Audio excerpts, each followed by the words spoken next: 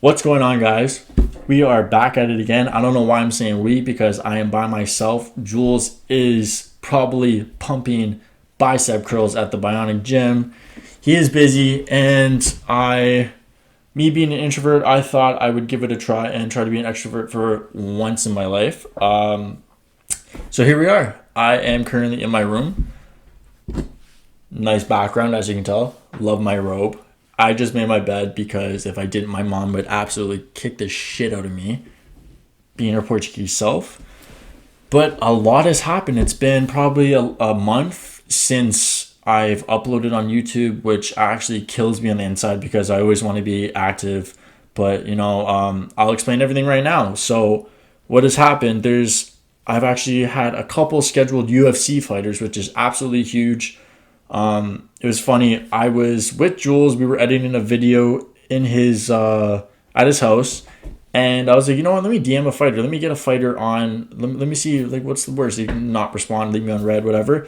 So I DM'd Kyle the Monster Nelson, and he literally replied in like probably 3 minutes, and we freaked the fuck out. It was crazy.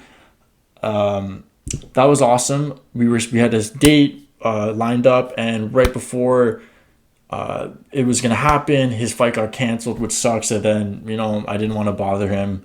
He had everything going on. I just felt bad. So I'm definitely going to reschedule with Kyle. And then after that, so that week was a scrap because I want to upload consistently on every Sunday. And then after that, I actually DM'd Alex. I DM'd so many fighters. I DM'd Alex Caceres, who was on The Ultimate Fighter with George St. Pierre. That was his coach. Crazy. Had that lined up. Went to Jules' house. Was wearing this Miami fucking jersey because he's from Miami. So excited. I was such a big fan of him. He's in the UFC 3 game, fucking so sick. And then we were like, okay, 5 o'clock. He said 5 o'clock. I'm like, perfect, 5 o'clock. Me and Jules are chilling there. 5:30. No response. Okay, I message him. What's up? Do you need to reschedule? What time are you thinking? No response. 6 o'clock. Okay, Jules and I are playing UFC 3 and NHL, and we're like, okay, what the fuck is this guy saying? 6 o'clock, still nothing. And we're like, oh my God, what is happening? And he completely, I don't want to say blew us off. He just forgot and he was nice enough to reach out to me afterwards, apologizing, saying that his mom and sister, I believe, or mom and brother came randomly over to visit him, which is fine. I completely understand it. He's a busy man, so that sucked. That week was a scrap. That's 2 weeks right there. And then it's funny, I actually reached out to him again, asking to reschedule. Then he left me on red, so fucking sick. I love that. But then I went on vacation. By vacation I mean I went to a cottage with my sister, with my best friends, a couple of her friends, her boyfriend, Darren. And, it was fun. I can't really upload from there. Just wanted to enjoy my time off. With all this quarantine shit still going on in Canada, I can't really do anything. Nothing's open.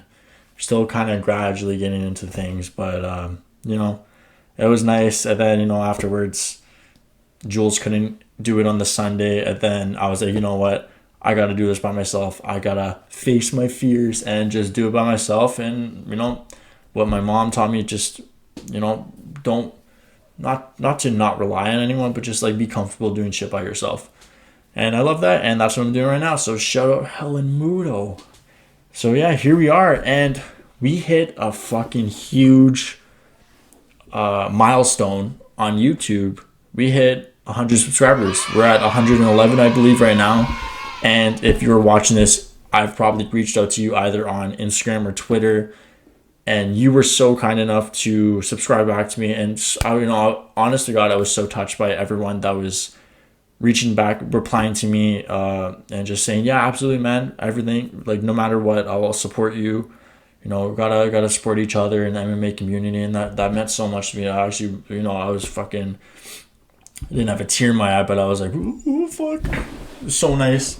It meant a lot. It warmed my heart. It really did warm my heart. So for you guys, honest to God, I appreciate you guys so much. It gives me all the motivation to keep uploading.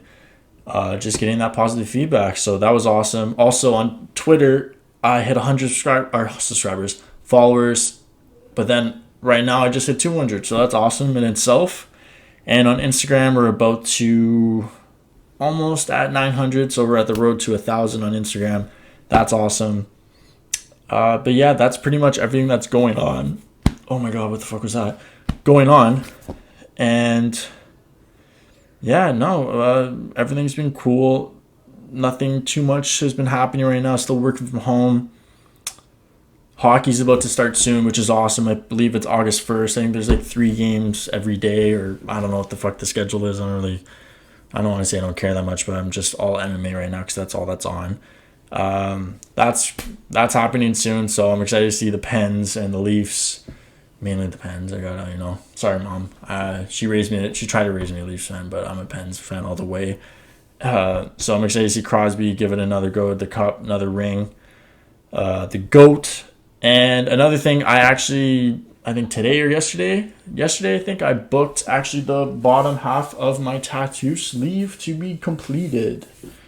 That's going to happen in September. Somewhere September, probably end of September. That's fucking awesome. Perfect timing. I'm excited for that. But yeah, man, that's all that's really been happening. I've been working out at Jules' Bionic Gym. He's waiting on a squat rack. He's getting a bunch of shit in. His gym's looking fucking awesome. It's such an honor to be able to work out there. And yeah, so for the fight night, I'm not going to cover every single fight, obviously, that has happened since last time I uploaded. But I will cover the Darren Till versus Robert Whittaker card, prelims and the main card. I watched it at Jules' house with Rachel. It's funny, he was like, oh yeah, you're coming over, we're gonna booze, we're gonna drink. I'm like, okay, oh fuck, oh god. So we were it was funny, he was like, okay, in the main card we're going to we're gonna have a pre-drink, we're gonna be sipping that throughout, and then after every fight we're gonna take a shot. And I think we did that. We took like 2 shots and we're all pretty blasted because we're all lightweights now, especially Rachel. Don't blame her. I'm probably more of a lightweight. We're all lightweights at the end of the day. But it was just funny. It was just, we ended up taking 2 shots because we're all just blasted. But that was just like a fun thing we did. But anyways, so the fight night results. Crazy card. Last Fight Island card. Unbelievable. It was awesome that the UFC was able to do that. It was kind of a trip that they were able to manage to do that. It just shows the commitment that Dana White has. He's unbelievable. Everyone in that organization, give him so much credit. But yeah, so the first fight I'm covering at least, was Tom Aspinall and Jake Collier. Tom Aspinall, he's 8-2. He is a training partner of Darren Till. They beat the fuck out of each other. I've seen on YouTube. It's hilarious, Jake Collier, he's 11-5. I think it was his first fight back in almost 3 years, I want to say. Something like that, 2-3 years. He's actually usually a middleweight. I'm pretty sure it's middleweight. And he completely went dad bod mode. He's such a mood. Him going into this fight, his body was the quarantine bod mood. He is, all the commentators are even saying there he's not a heavyweight. He's not a heavyweight. He had a bunch of injuries. That's why he was out for so long. And it's obviously not his natural weight class because he got fucking battered in 45 seconds by Tom Aspinall. What are you gonna do? I just hope he with quarantine maybe he wasn't able to train a lot. So hopefully he's able. He got a paycheck at least. He's able to train more and cut that weight, go back to his natural weight class, and get back at it. And then the next fight was Nicholas Dalby and the man Jesse Ronson, Canadian kid, good old Canadian boy. Shout out Don Cherry. Holy fuck, he's been out a while. I don't even remember his name. This was his first fight back after being cut by the UFC after losing 3 fights in a row. He actually had a devil's row of opponents in his first stint in the UFC. He fought Kevin Lee, lost. Francisco Trinaldo, who actually we'll get into his fight, lost. And then Michael Praceres. I'm not too familiar with him, but I know they're all killers. He won by submission. He dropped Dalby with I think pretty sure it was a left hand, dropped him, ground and pounded him, controlled him in full mount, and then I believe he gave up his back and then just choked him out. It was awesome. He's 22-10. Yeah, man. He won fucking 50 G's. He's from London, Ontario. I'd shout out Western University, but they're all douchebags that go there, so, whatever. Not majority. Sorry, the odd Chad. That's nice. But, good fight. Great seeing him. Another, something I didn't take notes on was Bowser, whatever, heavyweight. He got a KO win, big KO win. I believe he got another 50G bonus. Not another for the Canadians on the card. Great seeing that. He's a fucking dark horse of that division, the way he moves. He doesn't move like a heavyweight, that guy. Hits like a truck, obviously. He had a funny post-fight interview moment that I posted on Dark Horse's Instagram page where he actually cracked open the monster with his tooth and just started chugging it. It was hilarious. Does the size of those big guys, is it difficult for you, or is it like almost an advantage for you? Did I lose that fight, or did I look like I was in rough shape at all? Not at all. That was amazing, by the way. That was a nice little trick. Yeah, neat. Hey, you got to try that. Knock one of them chiclets out. Just such a Canadian kid. Great seeing him win. Great seeing him, fucking crack that guy. So it's always a pleasure seeing Canadians win because, after GSP, it's not really GSP and Rory Mariano. That's all we were famous for pretty much. So it's nice seeing the Canadian guys get the credit that they deserve, getting more talent out there. It's always awesome. So the next fight, Francisco Trinaldo versus Jay Herbert. Francisco Trinaldo is a vet, 26-7. Jay Herbert, 10-2. It was a fucking back and forth fight. Jay Herbert was getting most of the exchanges, and Francisco caught him clean with I believe it was an overhand right on the temple, fucking exactly like the Chris Weidman knockout he suffered from a similar punch. I think it was a straight left or something like that by Souza, and he just fell back. And it was the exact same thing, fell back, and the exact same concept where the ref didn't stop it right away when it should have been stopped. They're on the ground. They were stagnant. They weren't defending themselves. They were fucking, they were a zombie on the ground. They didn't know what their middle name was or even their first name. It should have been stopped. A lot of controversy with the stoppage. Dan Hardy absolutely ripped Herb Dean a new booty hole with that stoppage. I think there was a earlier stoppage that was shit too, and Paul Felder even was giving them shit. And it was crazy because Dan Hardy actually on the air, Paul Felder was even caught off guard by it while he was talking. It was Dan Hardy was actually giving Herb Dean shit, and there's a video that I can post right here.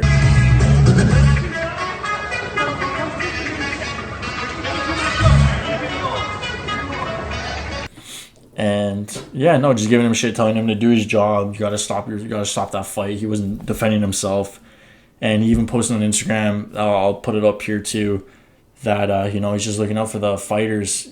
He's a fighter himself. He doesn't see fighters. He sees husbands, fathers, sons. All that crazy stuff. So definitely was a shit stoppage. And something I also kind of realized with this fight was that with this controversy in the stoppage, it's kind of taken away from Trinaldo's KO victory. It's a crazy KO victory. So you got to give that guy respect that he deserves. He's a vet. He's 42. He's up there in age, and he took out a young cat. So you got to give him that credit. It's a crazy KO, awesome win by him.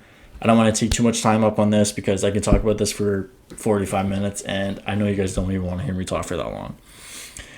The next fight was Khamzat Chimaev versus Rai Magee. Chimaev, this guy, holy shit. The amount of hype behind this no mustache, bearded Russian man, and well-deserved. 8-0, now 8-0. Rai Magee was a top prospect from the UK. Chimaev, 10 days turnaround from his last win. He just wants to smash everyone. The fastest turnaround in UFC history. Complete hype train on Twitter. It is probably the funniest conversations I've seen about this man. Everyone's changing their display pictures of this guy's face. It's hilarious. He looked incredible. For what that was at least seen. He just went after the takedown right away. He didn't set it up. Set it up with a jab like Khabib. He didn't give a fuck. He literally just took this man down. Back mounted him, full mount, raining a fucking hammer fist on his jaw and his temple, smashing this man. And he didn't get punched once. In 2 fights, in 10 days, I think he got punched 4 times in total, which is fucking crazy. This man could fight next weekend. He could fight 4 times in a month. Get paid. See you later. Get out of there. He's crazy. If he keeps this shit up, he can fast track to the title. I'm not going to go there, though. I'm not going to hop on the hype train yet because I'm so against hopping on a hype train when the guy has 2 wins in the UFC against... I'm not going to say against tomato cans because these guys are in the UFC. They're there for a reason. Bellator, different story. I won't say anything. He looks amazing. Incredible wrestling. Same mindset as Khabib, I want to smash everyone, give me an hour, I'll fight again. That kind of whole mentality, awesome. Definitely great potential. I think you grow a beard, you shave your mustache, you get like +6 in power in wrestling. It's crazy. All these Dagestani guys, they're fucking unbelievable. He trains with Gustafsson, who we'll get into his fight in a bit. Looked amazing. What more can I say? Another thing to comment on this situation was that UFC posted a pic of him, which I'll post right there, and Conor McGregor actually commented rat lip because he has a little gash in his lip, and because Chimaev was actually talking shit about Conor McGregor, saying he doesn't want to be like a Conor McGregor when he gets his money and shit, which doesn't really make sense because although McGregor's had his past shitty events that he's done, punching old men in the face and whatnot, he has actually done a lot for the Ireland community. He's donated so much to the hospitals, built apartments. He's basically donated a lot of money. He's done a lot of good things in the community. He's not all bad. He's not all greedy. So, not saying he's perfect. I'm just saying, you can't really state that he's a dickhead with his money.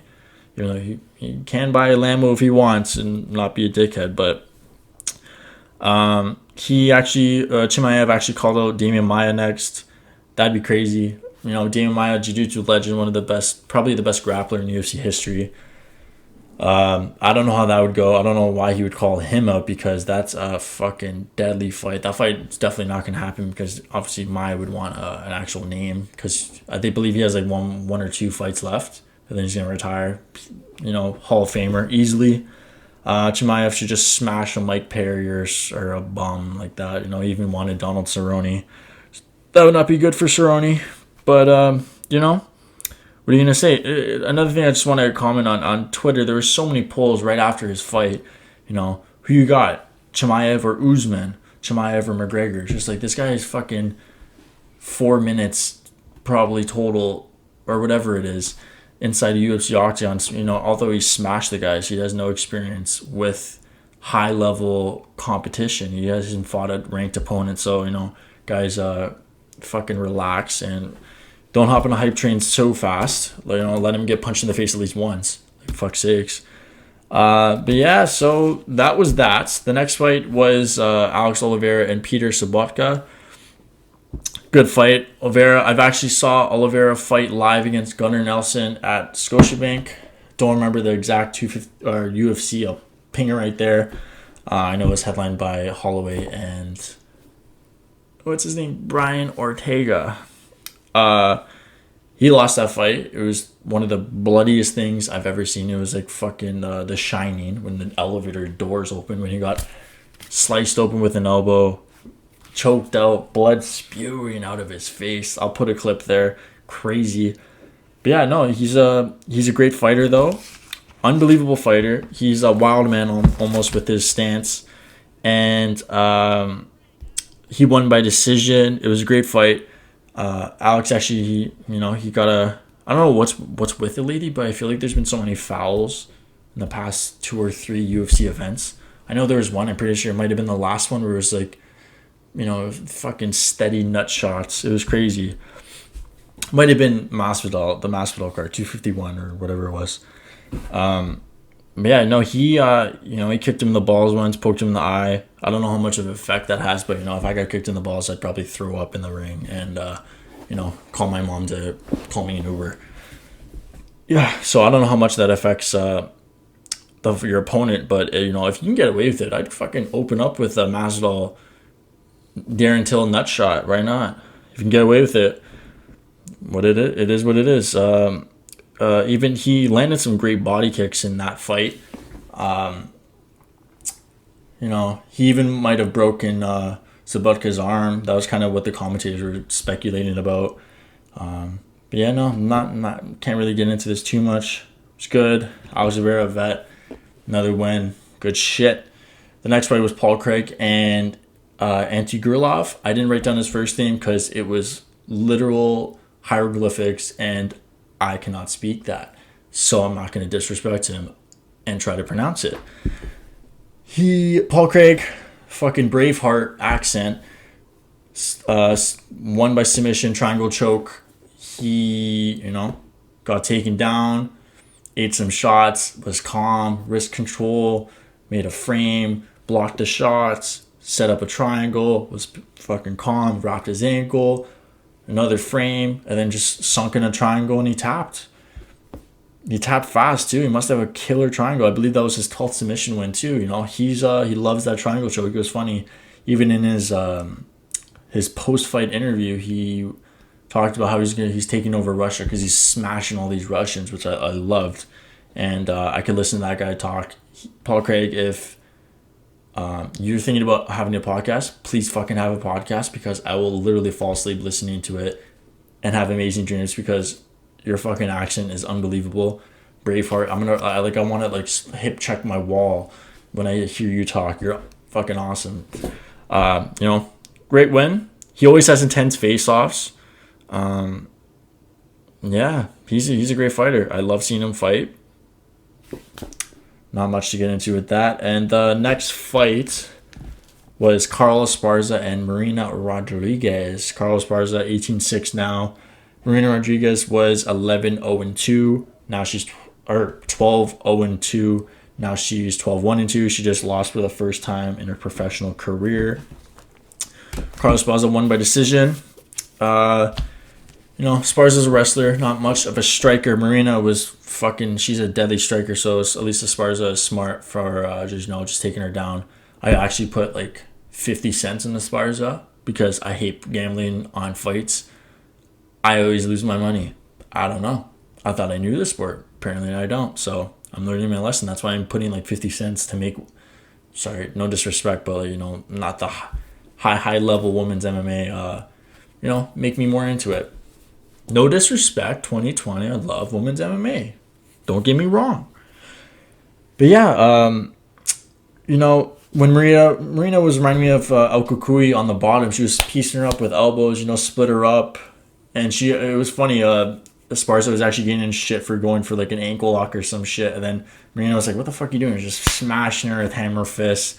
And then, Esparza was getting shit on from her corner. She's like, stop fucking doing that. Just hang on and, remain, keep the control. She did that, ended up winning. I won probably $2, so I'm probably going to retire early. Retire at 23, even though I'm 21. And it was something that was really funny I saw on Twitter was it was someone tweeted, why invest in stocks? We can just bet on women's MMA going to a decision. And I thought that was probably the funniest thing I've ever seen because it's, with the not so high level MMA, women's mixed martial artists, they more often not go to decision. So it was kind of funny. I'm not saying I agree with it. I'm just saying it was funny. I can have a laugh. Whatever. Yeah, that was a great fight. And it was funny that I found that particularly funny, that tweet, because I'm actually getting into stocks for the first time and probably going to lose all my money. All my boys, Michael Carusi, Mauricio, Tyler, Blake, all the guys, they're all into stocks, and we were just at a cottage a couple weekends ago or last weekend, and they're all into stocks, and I was so curious because I want to invest my money, full-time job. What else am I going to do with it? And I saw that tweet, and I fucking pissed my pants. I was like, oh, I'm just going to do that instead. But anyways, so the next fight was Fabricio Werdum and Alexander Gustafsson. Werdum won by submission in round 1. Gustafsson, this is his debut at heavyweight. Didn't get to see too much of him at this weight class, which kind of was disappointing. What are you going to do? Fabricio Werdum, 24-9-1. That was his last fight in UFC. That's what he said. Gustafsson, 18-7. This was his fight back after retiring. I hope he's not done. I would love to see him actually test himself at heavyweight. He just got caught in a, armbar. Fabricio, when he gets your back, he loves transitioning to that armbar. That's his fucking bread and butter. He loves it. He did it at Walt Harris, I believe, when he took it on short notice. Walt Harris, that is. What are you going to do? It was funny. We were actually, Jules Rage and I were making a mixed drink, and I heard the fight going on, and I heard, the commentators kind of talking about how he has his back. I'm like, holy fuck, Fabricio has his back. I have to go upstairs. So I literally ran upstairs. I left. Jules and Rachel took my drink, and I literally saw, right when I came up, I saw that transition to the armbar. I'm like, oh, it's fucking over, even though Gustafsson was holding it, defending it well. Fabricio is a legend in jiu-jitsu. His credentials are crazy. You're not going to stop him from snatching up that arm and, Gustin at the top right away, or else, Fabricio is going to chicken wing that arm and take it home. A nice souvenir, but, what it is what it is. What are you going to do? So the next fight was, another thing is, sorry, before I move on to the co-main, Werdum was a plus 275, Gustafsson minus 358. I actually put a little bit of money on Gustafsson to win by decision, I believe, and I got farted on. That was not fun. Whatever. It is what it is. Another thing was Werdum I feel like he was such a big underdog, because in his last fight against Alexei Olenek, he looked thick, capital thick. He looked so out of shape. He even admitted that he barely trained for that fight because of, the quarantine situation and all that stuff. Probably just did it for a paycheck. Why not? Get a couple $100 G's in your pocket. I don't blame you. And then after that fight, he even said that he wants to fight Fedor Emelianenko, who's a Bellator man. Fedor's 43, Werdum's 42, so it's not like it's a crazy age gap or anything. And a fun fact about that was Werdum actually submitted Fedor when Fedor was top shit. The GOAT, heavyweight GOAT, arguably the heavyweight GOAT still. Whatever, make your fucking argument. I'm not saying that is the case. I'm saying that's what I've heard from, big MMA media guys. So that'd be fun. I would love that fight. That'd be cool. That'd be a fun, old school fight, kind of like the, two old men that fought in the co-main event, two legends. Why not? Let's do it. Scott Coker, make that shit happen, bro. But yeah, so going into the co-main event, Mauricio Rua, Nogueira, the trilogy. Mauricio, 38. Nogueira, 67. I'm kidding, he's 44. Mauricio won by decision. Big Nog is retiring. Well-deserved, a fucking legend, Hall of Famer, no doubt about it. Pride legend, UFC legend. He's a killer. He had a great career. It was something funny about that. While that fight was going on, my mom was texting me, actually, because she watched the fights with my dad a lot of the time. And these fights didn't last too long. So they actually stayed up for I think all of them. And she actually texted me. She was like, how old are these guys? And she's like, they look like they're fucking 70 years old. And fucking Nog's hairline. It was hilarious. I don't blame her. I just thought that was really funny. I had to mention that. Shout out Helamudo. You're hilarious. You kill me. I was pissing my pants while reading that, showing Jules and Rachel. That was hilarious. Yeah, not much to say about that. Rua, I don't really know what he wants next. But yeah, I don't know what you go with for Rua. He can probably get, number 15, number 14. Can't get Ryan Spann because I know, I believe Bozer called him out. Or I believe it's either Walker's fighting him or Bozer. Anyways, legend, tail end of his career. What can you do? And then now, the main event.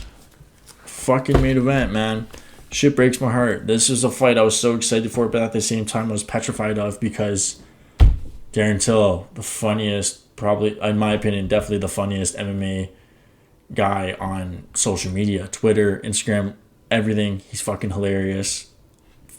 Photoshopping his face on Dana White, media guys, the entire fight, every fight picture on the card. He kills me. He's so funny. Rob being the Reaper, he's amazing guy, amazing father, such a likable guy. No, you can't hate that, man. There's certain fighters like Frank Edgar. There's very few fighters that you literally can't hate, and he's one of them. I was actually, jokingly saying, I'm like, well, if it's a draw, this is the one fight where if it's a draw, I'm happy. I'm taking it as a victory. I don't really care.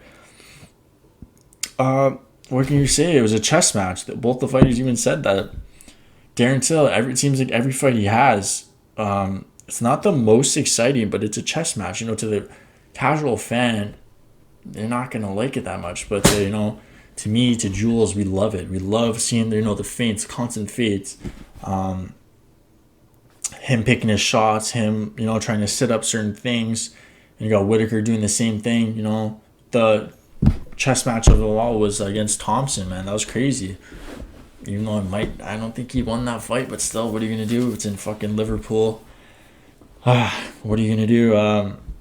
Something with that fight was Till might need surgery on his knee from those oblique stomp kicks, similar to what Jones utilizes so well. And something I threw up on Twitter was, should those kicks be illegal? And, from what I've seen a couple different things, shouldn't be illegal. They're career enders, use calf kicks and whatnot. In my personal opinion, you're in the hurt business. Daniel Cormier says that himself. You're fighting. Whittaker wants soccer kicks back. He wants to punt people in the face. He wants to punt like it's like a rugby ball. I think they're fine. I don't see anything wrong with it personally. Then again, I've never gotten oblique kick, so I don't know what it feels like. I'd probably shit my pants if someone did that to me. But it's a good rangefinder. The GOATs use it. John Jones. I hate John Jones, but he utilizes it well. It's a famous thing. Romero did it to Whittaker, then Whittaker did it to Romero. I don't know. I think they're legal. I have nothing wrong with it.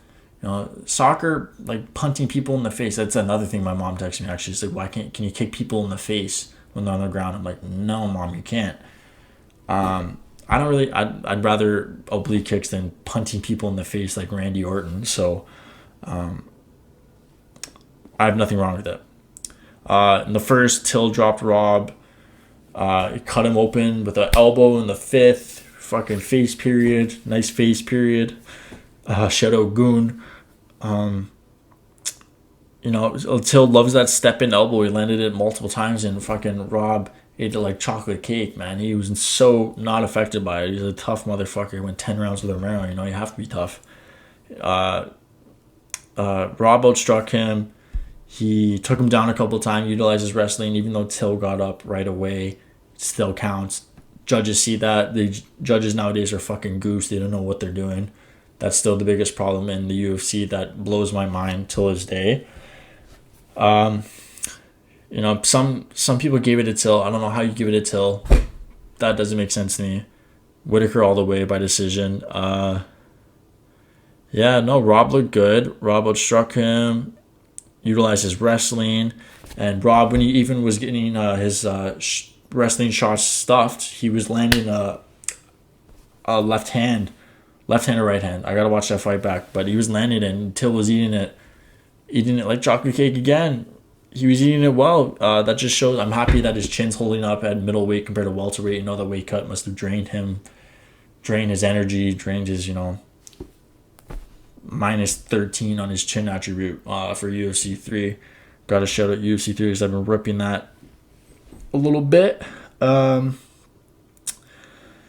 As for what they should do next for the next fight, with Izzy and Paulo going at it soon. I think Rob should fight Jared Cannonier because Jared Cannonier is is a rightful contender. Rob can't really get the winner of that fight and get a belt because, especially if it's Izzy, because he just got slept basically in the first round. That fight was over after the first round, let's be real.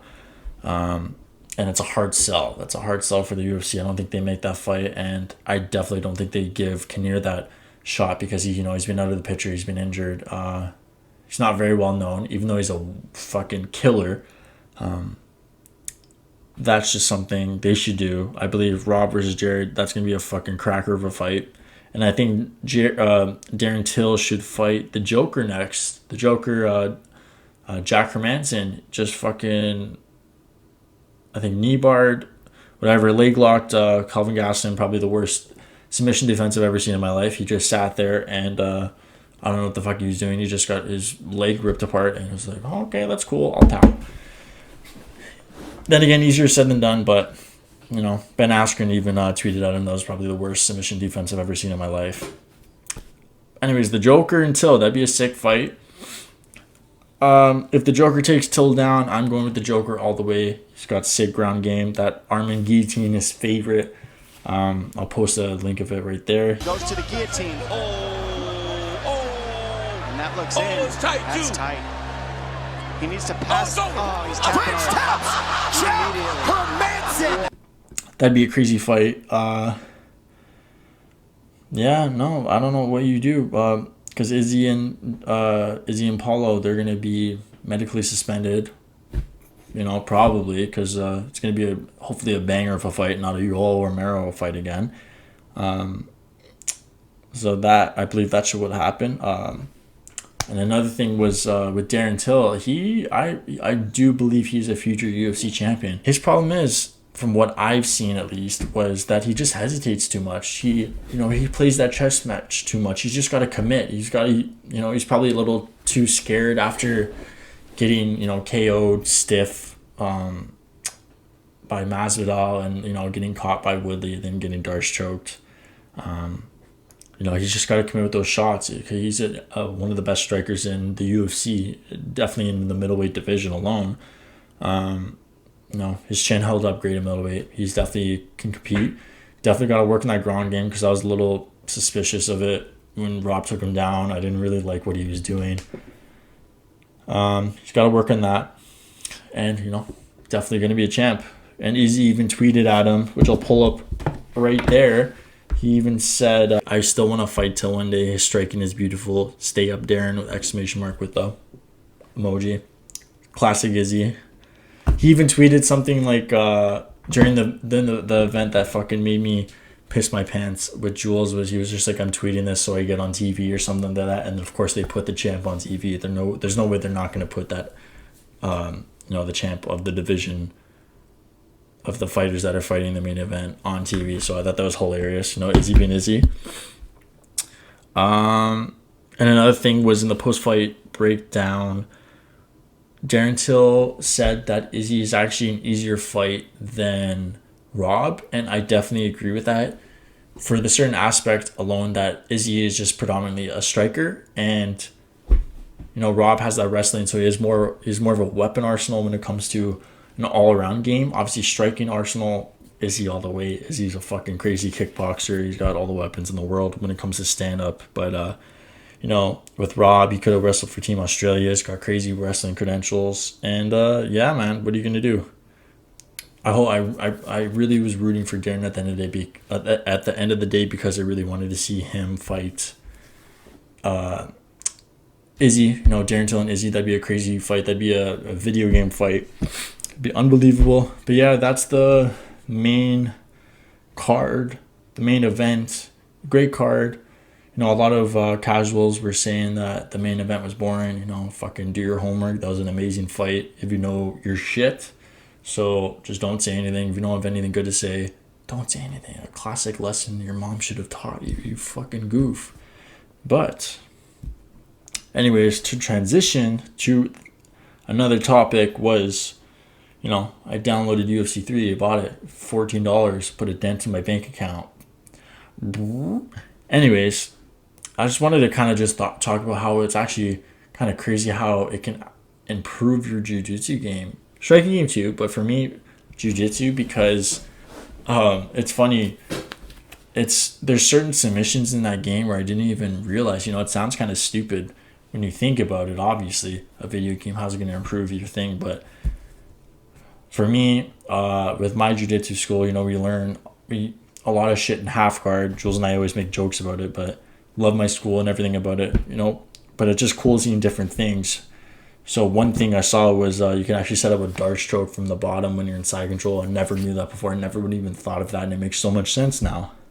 For anyone that plays it, it's when you're in the career mode and you're, you can learn new shit, and you're in the Damian Maia score, Roger Gracie or whatever, Royce Gracie, and you learn certain techniques, and it's actually crazy. You learn shit. You subconsciously learn new stuff, and I can't wait to roll again because I can't wait to try this shit out, because if it works, I'm gonna fucking freak out, and I definitely don't feel as bad occasionally playing a couple fights here and there on the game, because I feel like I'm learning something that I can use instead of ripping NHL, not fucking playing in NHL anytime soon. So yeah, I think that's cool. Even like the inverted triangle when you're on top and someone's side control, didn't know that was a thing. Never even thought about that. That's fucking cool. Ruling knee bars and shit. I'll probably never do that, but it's just cool to know that it's there, But anyways, another thing was the UFC 4 cover. Interesting cover. I did not like the cover. I'm going to be completely honest. I like the athletes that are on the cover. Izzy, he fights like a video game character, so Izzy all the way. Masvidal, I understand he's a hype train. I don't want to say hype train. He has a lot of hype behind him. He's one of the biggest stars, if not the biggest star behind Khabib, ever since McGregor retired. Retired in quotes. I don't know. The fucking cover looks pretty lame, to be honest. I don't know what they were saying. They could have made it sick. They should have got Boss Logic to design a cover. That guy's some of the sickest. He has some of the sickest Instagram posts. He's so creative. Shout out Boss Logic. I'll post a picture that he's fucking done. One of thousands that he's posted. He's a legend. He's sick. But yeah, man. I don't know. The trailer looked cool, I guess. Backyard fighting. Everything just looks pretty much the same. The graphics look the same. Not too impressed by it. It is what it is. I probably won't buy it until it's like 99% off and they pay me to buy it. Because I ain't paying full price for that shit when it's the exact same. I'm not trying to fight in the backyard. And I don't like playing video games as much, to be honest. I like talking to you guys, making content for you guys. So, it is what it is. And another thing, the final topic I wanted to get into quickly was that fucking Mike Tyson and Roy Jones Jr. They are fighting. Mike Tyson's 54 years old. Roy Jones Jr. is 51 years old. And Mike Tyson looks like a killer again. He looks unbelievable. What the fuck is going on with the world? 2020 is a crazy trip, man. Tyson looks like a killer. There's a crazy a clip of him talking about, how, he's always been a killer and it's just like, how the fuck are you going to fight this guy? This guy's terrifying. He's almost like a gentle giant now ever since he's been into psychedelics and all that. But yeah, it's just crazy. It's I believe 8 rounds, 12-ounce gloves. I'm psyched to see Tyson fight because he's a fucking legend. I've only heard stories, my dad and my mom my uncles telling me how they were at a bar and they went to go get a drink. They come back and Tyson just decapitated some guy with his fucking hook.